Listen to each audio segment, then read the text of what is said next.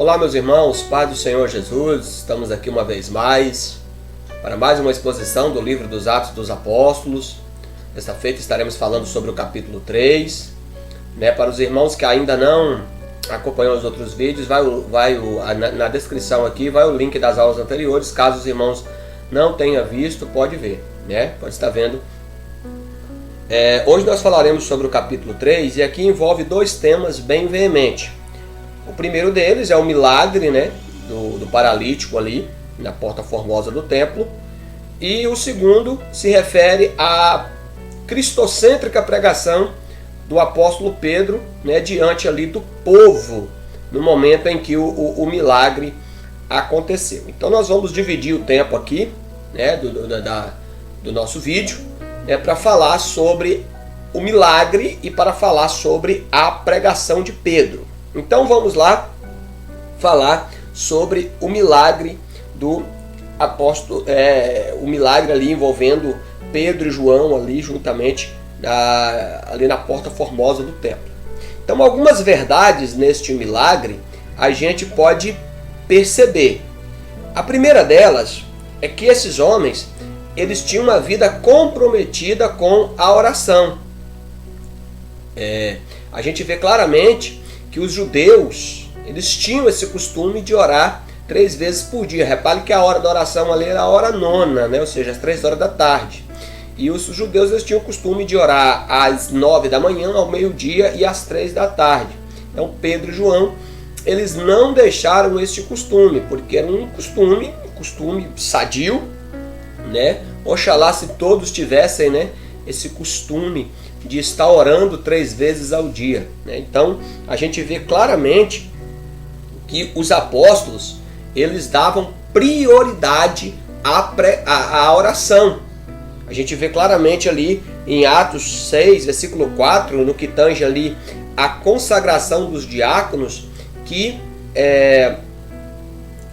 eles disseram claramente, nós nos consagraremos à oração e ao ministério da palavra. Então eles colocam a oração como algo prioritário na igreja. Perguntaram, por exemplo, certa feita, ao príncipe dos pregadores, Charles Spurgeon, qual era o segredo do sucesso do seu ministério, e ele respondeu, eu trabalho de joelhos. O meu lugar de oração é mais importante do que a minha biblioteca. Outro gigante na fé, chamado John Knox, escocês, a oração dele era veemente, dizendo, dai-me a Escócia, Senhor, ou então eu morrerei. E ali a gente vê claramente que essa oração e o trabalho daquele homem foram essenciais ali para Deus promover um grande avivamento e mudar a realidade espiritual daquele país, da Escócia. Uma igreja, irmãos, ela cresce e se fortalece quando os seus líderes eles são empenhados na oração, eles são dedicados na oração, e é isso que nós vemos claramente na vida de Pedro e de João e também dos demais apóstolos. Em segundo lugar, irmãos, eles tinham uma vida respaldada no exemplo. A gente vê isso claramente entre os versículos 2 ao 5. E o que chama a atenção, queridos, é uma palavra que eles dizem, olha para nós. No versículo de número 4, Pedro vai dizer, olha para nós. Será que havia, irmãos, alguma discordância entre o que Pedro falou e o que a Bíblia nos ensina, por exemplo, sobre olhar para Jesus? Será que Pedro ali não deu uma distorcida na teologia, no ensino acerca dessas coisas? Pois eu vos digo que não. Há plena coerência em o que Pedro fala aqui e o que o escritor aos Hebreus diz lá no capítulo 12, que nós devemos de olhar para Jesus. Nós temos que olhar para Jesus porque Ele é o autor e consumador da fé. Ele é o apóstolo da nossa salvação. Ele é o único nome dado entre os homens pelo qual possamos ser salvos. Ele é o autor da salvação. Então é nesse sentido que nós temos que olhar para Jesus, porque Ele é o único Salvador. Isaías capítulo 45, versículo 22 diz, olhai para mim e sereis salvos, vós todos os termos da terra, porque eu sou o Senhor e não há outro.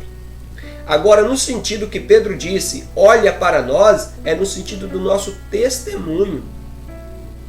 Será, irmãos, que nós podemos virar para o mundo e dizer, olha para nós, como tem sido o nosso testemunho em relação ao mundo?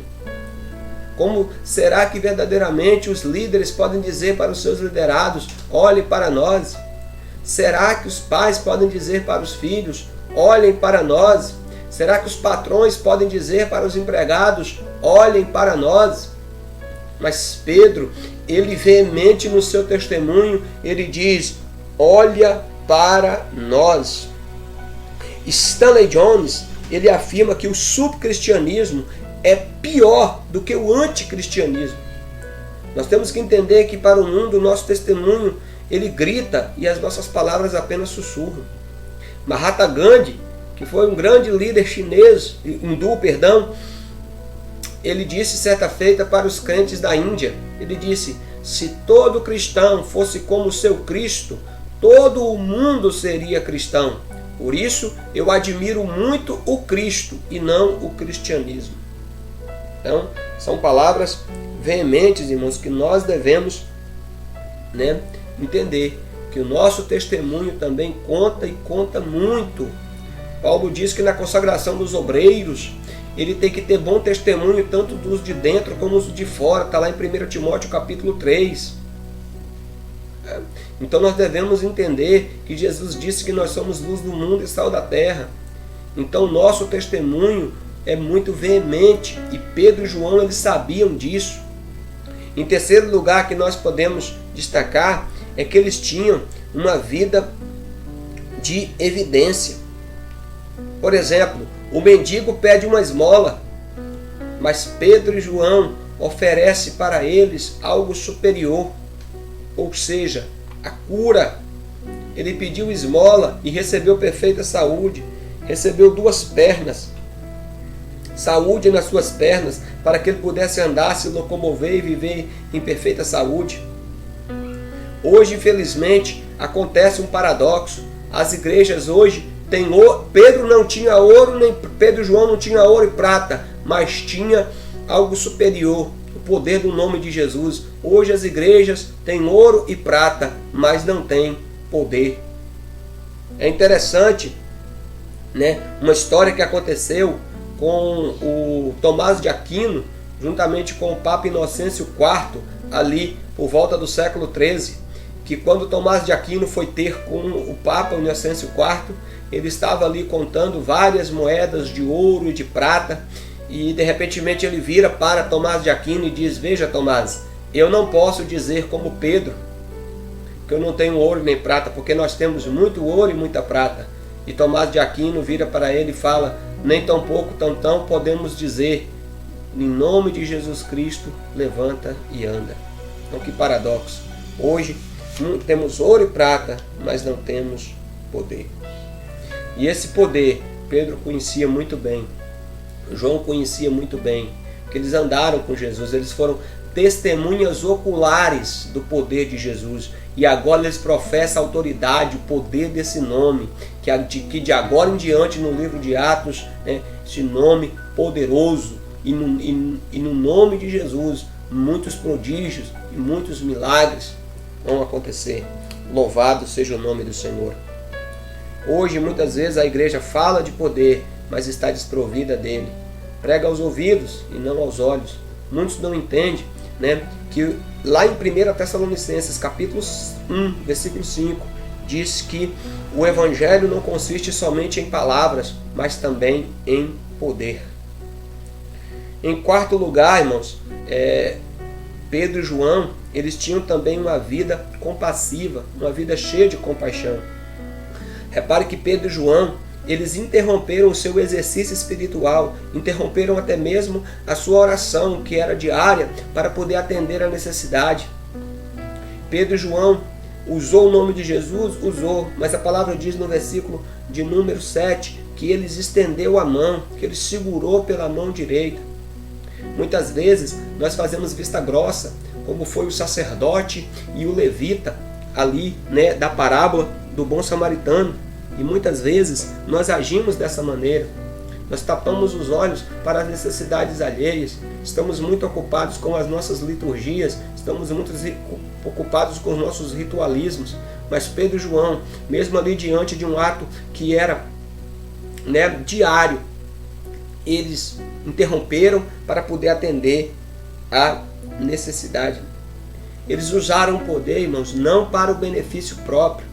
Eles usaram o nome de Jesus para a glória do nome dele. O poder, ele não é usado. Perdão, meus irmãos. Um pouquinho de pigarro na garganta. O poder, ele não é usado para o nosso benefício. O poder, ele é usado para abençoar pessoas. O reverendo Hernandes Dias Lopes diz bem claro que o poder sem compaixão é pura autopromoção. E em quinto lugar, irmãos, eles presenciaram um milagre irrefutável. O milagre foi verificável. Todas as pessoas que estavam ali presenciaram o milagre, como está descrito dos versos 7 até o 10, do capítulo 3 de Atos. Mas é interessante a gente notar que essa cura que foi realizada no poder do nome de Jesus, tem três coisas que é bem interessante a gente saber. A primeira delas, a cura foi em nome de Jesus, como está no versículo de número 6.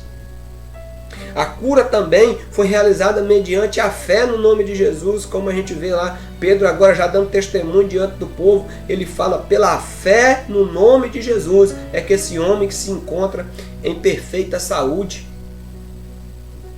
Louvado seja o nome do Deus Todo-Poderoso. E também outra coisa, irmãos, a gente vê a instrumentalidade do homem. O Senhor usou ali Pedro para poder operar aquele milagre. Nós precisamos entender essas coisas.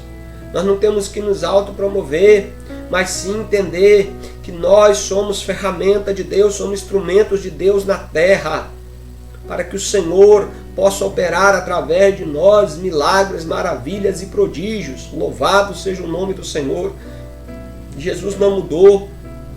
Ele é o mesmo ontem, hoje e será eternamente. E Ele continua a usar homens e mulheres com poder e graça nessa terra. Então, a cura foi no nome de Jesus, pela fé no nome de Jesus e pela instrumentalidade do ser humano. Glória seja dada ao nome do Senhor.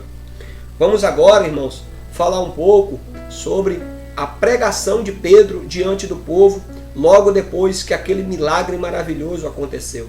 O interessante aqui é a gente notar que assim como no dia de Pentecoste, lá em Atos capítulo 2, Pedro usou-se daquele momento, daquele evento maravilhoso, glorioso, para pregar o seu primeiro sermão, onde quase 3.000 almas meus irmãos, que se renderam ao Senhor. Agora Pedro também usa aquele momento daquele milagre prodigioso para poder anunciar o segundo sermão, que ali também quase 2.000 almas se renderam aos pés do Senhor Jesus. Então isso é por demais maravilhoso, O crescimento da igreja saudável, irmãos, está ligado à pregação fiel da palavra. John Stott, ele diz que o que mais nota nesses dois sermões de Pedro, tanto no capítulo 2 como agora no capítulo 3, é que foi um sermão cristocêntrico, ou seja, colocando Cristo no centro de todas as coisas. Louvado seja o nome do Senhor.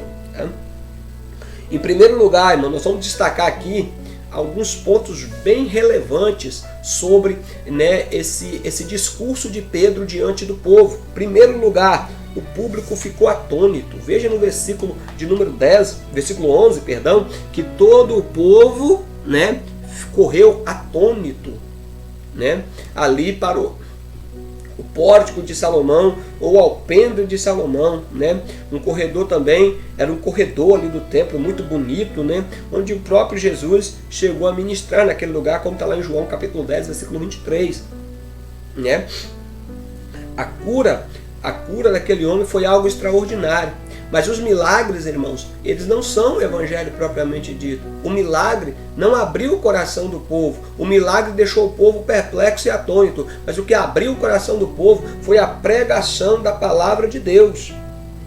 O milagre deu a oportunidade para que o povo se ajuntasse para que a palavra do Senhor fosse pregada por intermédio de Pedro. Então precisamos entender isso aqui. Eu não estou, irmãos, colocando o milagre,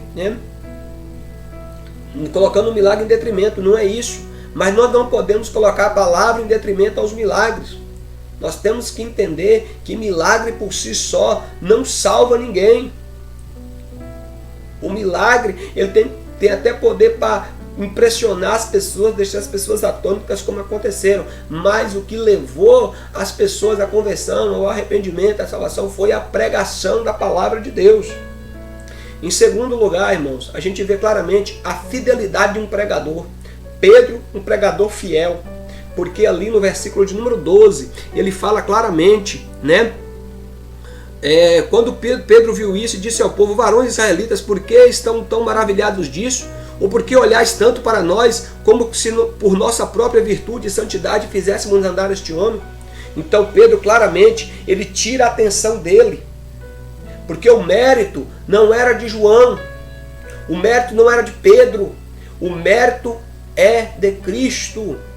Os homens, irmãos, nós precisamos entender que nós temos que desviar de nós os holofotes, o glamour, as pompas, e atribuir tudo ao Senhor, que Ele cresça e nós diminuamos. Pedro é bem enfático quando ele diz: não foi por nossa virtude, não foi por nossa santidade que este homem agora está andando, está em perfeita saúde.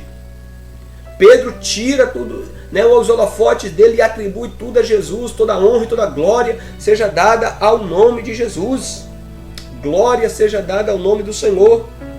Em terceiro lugar, irmãos, Pedro, ele faz uma conexão necessária. Repare que no versículo 13 ele diz: olha, o Deus de Abraão, de Isaac e de Jacó, o Deus dos nossos antepassados, glorificou o seu filho.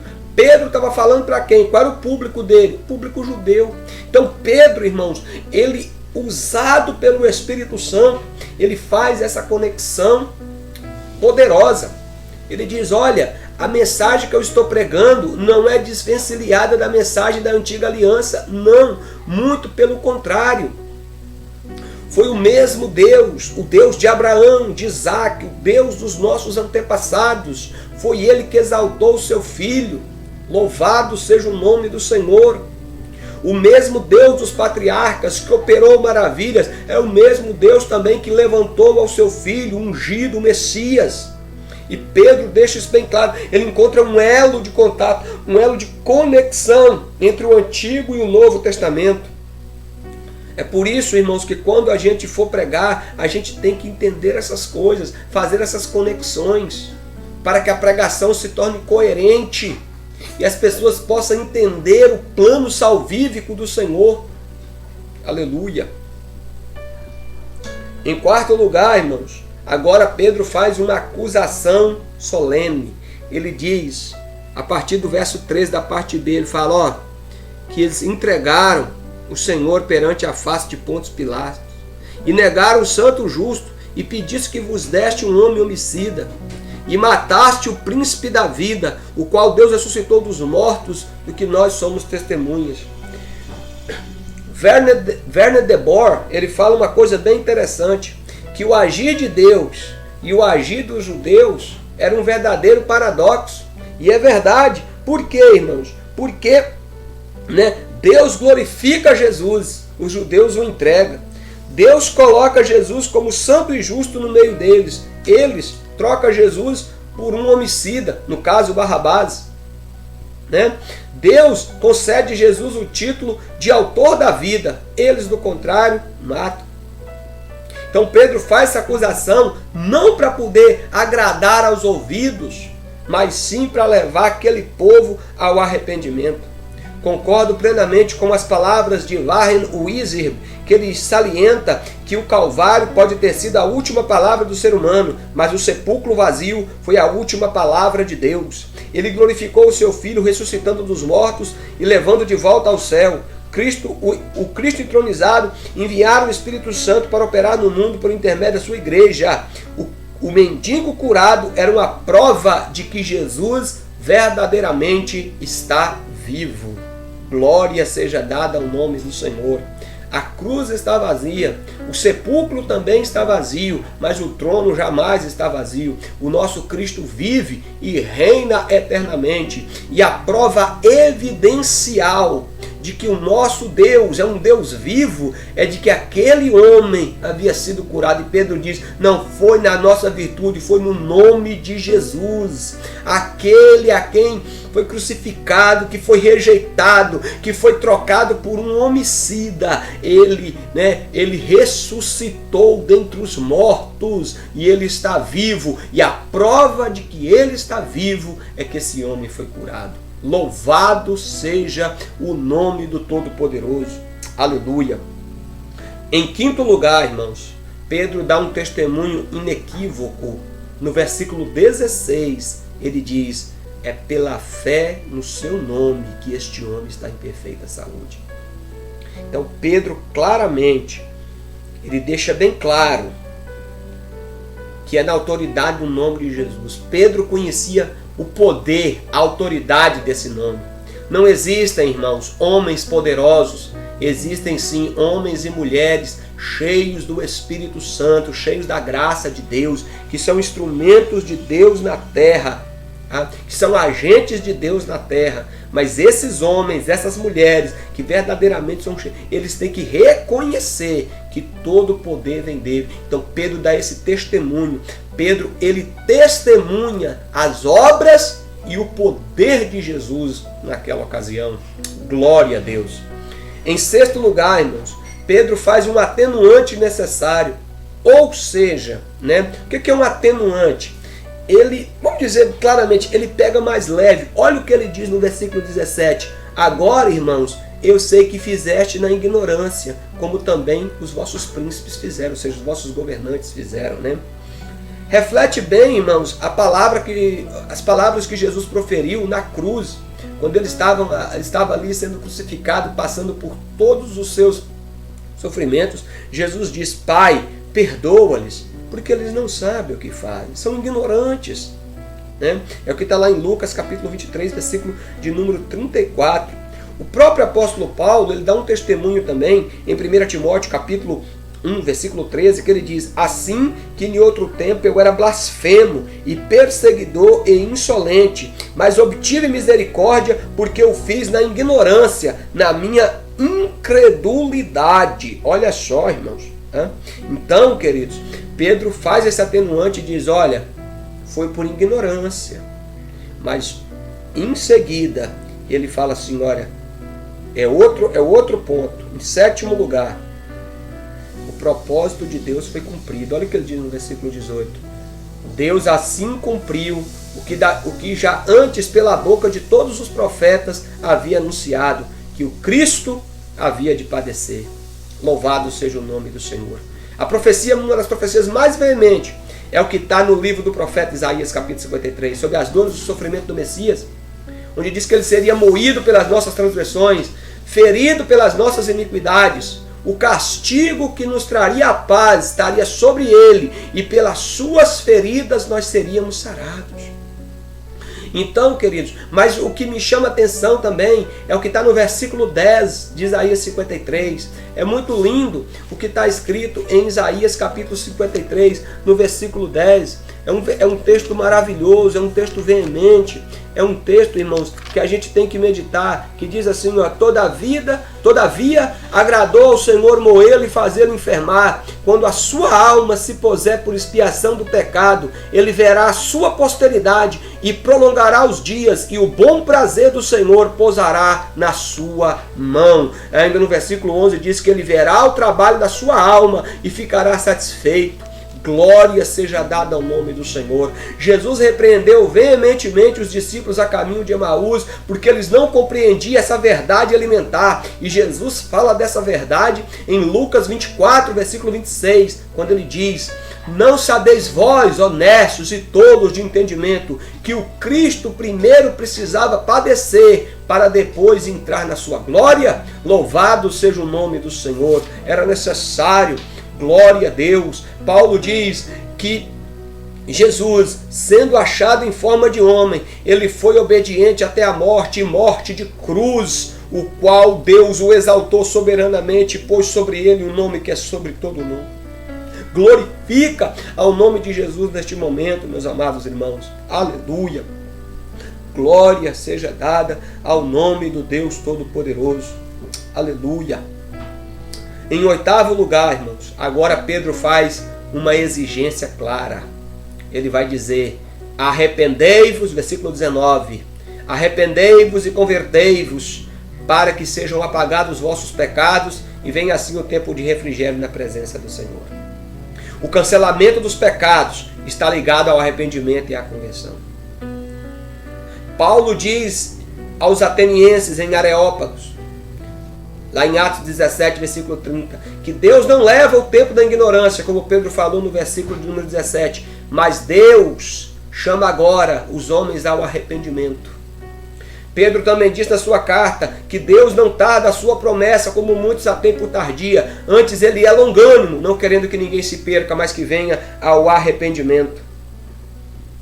Fica claro, irmãos, que a proposta do Evangelho é que nós nos arrependamos dos nossos pecados. Essa foi a mensagem de Jesus, essa foi a mensagem de João Batista, essa foi a mensagem apostólica, essa é a mensagem dos pregadores atuais. Mas infelizmente, concordo com o reverendo Hernandes Dias Lopes, que ele disse que as mensagens sobre conversão e arrependimento está ausente em muitos púlpitos hoje. Muitos pregadores visam entreter o povo ao invés de levá-los ao arrependimento. Outros anunciam a salvação sem a necessidade de arrependimento. A pregação apostólica ela é categórica quando diz que não há remissão de pecados sem verdadeira conversão e arrependimento. Louvado seja o nome do Senhor. Que possamos nos arrepender, nos compungir, nos entristecer pelos nossos pecados. Em 9º lugar, irmãos, Pedro agora faz uma promessa bendita entre os versos 20 e 24. E envie Jesus Cristo, que já de antes foi pregado, o qual convém que o céu contenha até o tempo da restauração de tudo, dos quais Deus falou pela boca de todos os santos profetas desde o princípio, porque Moisés disse: o Senhor vosso Deus levantará dentre vossos irmãos, um profeta semelhante a mim. A ele ouvireis em tudo quanto vos disser. E acontecerá que toda alma que não escutar esse profeta, ela será extirpada dentre o povo. E todos os profetas, desde Samuel, todos quantos depois falaram, também anunciaram esses dias. É interessante, duas palavras que a gente pode observar. Uma é refrigério e a outra é restauração. Ambas essas palavras, elas se refletem ao tempo messiânico, a era messiânica. Louvado seja o nome do Senhor. A alegria, ao repouso. Glória seja dada ao nome do Senhor. Por isso, irmãos, que nós temos que dar culto ao arrependimento, à confissão dos pecados, à remissão. Ao nome de Jesus, nós temos que ouvir as palavras de Jesus, porque se nós ouvirmos as palavras de Jesus, nós seremos bem-aventurados. Mas Pedro diz: todo aquele que não ouvir será extirpado. Ou seja, todo aquele que ouvir as suas palavras e crer nas suas palavras será salvo, mas quem não crer será condenado. Foi isso que Jesus falou para os discípulos pregarem: ide por todo mundo, pregai o evangelho a toda criatura. Quem crer for batizado será salvo, e quem não crer será condenado. Atentemos para isso. E para encerrarmos, irmãos, em 10º lugar, Pedro ele faz uma aplicação pertinente. Olha a aplicação que Pedro faz, versículos 25 e 26. Vós sois os filhos dos profetas e do concerto que Deus fez com nossos pais, dizendo a Abraão: na tua descendência serão benditas todas as famílias da terra.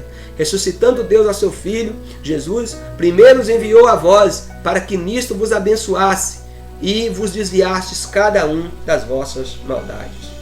a bênção de Abraão, ou seja, a descendência de Abraão. E Paulo diz aos Gálatas que quando fala dessa descendência de Abraão, que seria uma bênção para todas as nações e as famílias da terra, não falava de muitas, mas de uma só, a saber, Cristo. Mas fica bem claro, concordo com o reverendo Hernandes, que ele diz que o Cristo ressurreto, por meio da pregação dos apóstolos, abriu para o povo da aliança os portais da bênção. A bênção de Abraão, a bênção da salvação. Mas essa bênção só pode ser recebida pelo rompimento definitivo das perversidades. Não há promessa de salvação onde não há a realidade do arrependimento. É isso que ele diz. Cada um se desviar das vossas maldades. Louvado seja o nome do Senhor.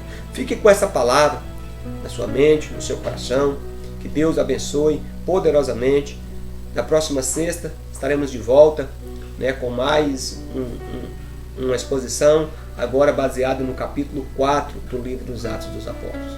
Que o amor de Deus, a graça de Jesus e a comunhão do Espírito Santo esteja sobre todos aqueles que amam e aguardam a volta do Senhor Jesus. Amém e amém. Deus os abençoe e até a próxima sexta-feira.